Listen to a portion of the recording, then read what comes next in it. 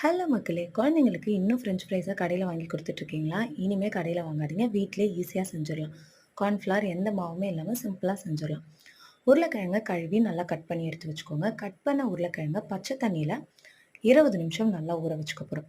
20 நிமிஷத்துக்கு அப்புறமா கை பொறுக்கிற அளவுக்கு சூட்ல இருக்க தண்ணீல ஒரு 10 நிமிஷம் அப்படியே வந்து விட்டுருங்க. இதுலயே உருளைக்கிழங்கு ஓரளவுக்கு வந்து வெந்துரும்.